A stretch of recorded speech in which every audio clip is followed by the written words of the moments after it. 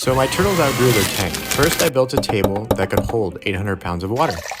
I attached the frame to the studs in the wall to conserve space. It took a week to get the wood stain to look decent. Zip ties, waterproof fabric, egg crates, silicone, super glue, expand foam, frog tape, cork bark. I started fleshing things out. I built egg crate boxes to hold up the cork bark for the basking area. I used egg crate to prevent rock from cracking the glass. I cut tiny pieces of egg crate to go on the glass to attach the large egg boxes. I set the tank on its side and glued the pieces to it and waited 24 hours. Building the egg boxes was tedious work. He didn't seem too amused. Next, I measured my water filter tubes to make sure they fit.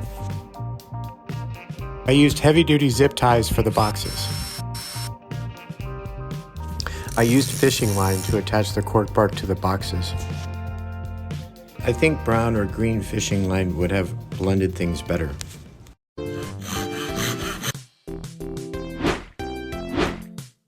It turned out a lot better than I anticipated.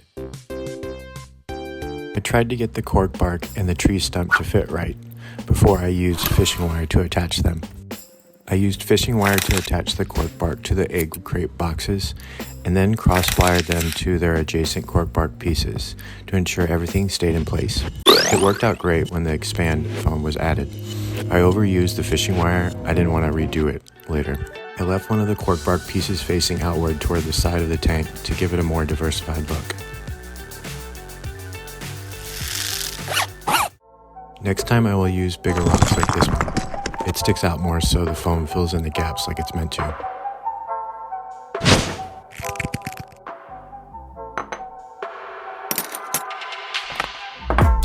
The sphagnum moss placement that I did was pointless. It fell off from not being attached securely.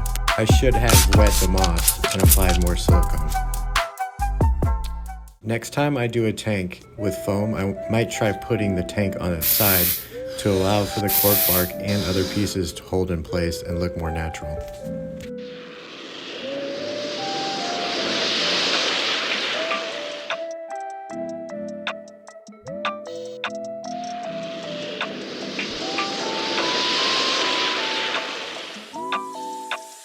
I cut excess foam out, then added frog tape where I planned to add dry lock, silicone, and substrate.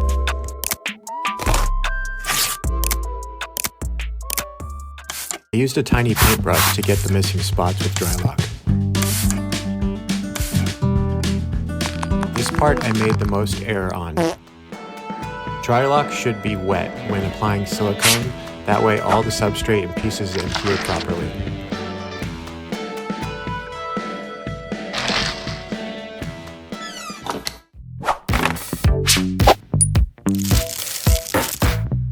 I mixed soil, cocoa substrate, sphagnum moss, silicone, and water. I tied a hairy branch that I found on a hike to the bubble tube and then to the egg crate bottom of the tank.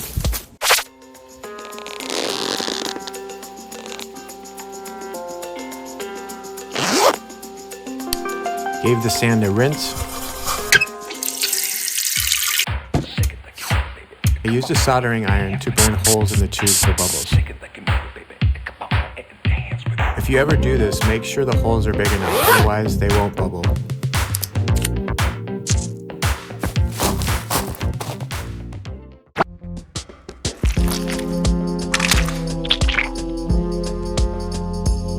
I hid the outgoing filtered water behind the backdrop. I took one of the cork bark scraps and wrapped it around the intake. I attached moss to the branches on the backdrop. I bought a moss ball from Petland. That was a mistake. The moss died. Never killed moss before. I will just keep buying moss on eBay. I filled the tank partially and waited a few days. The table held up. The bubbler looked great. I added the rest of the water and then gave the water filter a try. I got some screen and replaced half of the glass lid.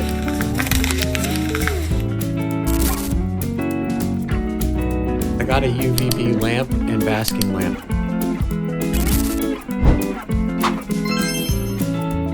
Now the best part. Adding the turtles. I just wanted to see them get on the basking area since I spent so much time on it to look nice.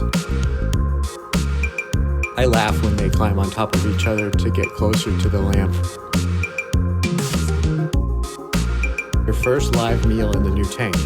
It was nice to see them eat at eye level. I sprayed CO2 and water on fern moss and secured it under the visible fishing line. Wait for it.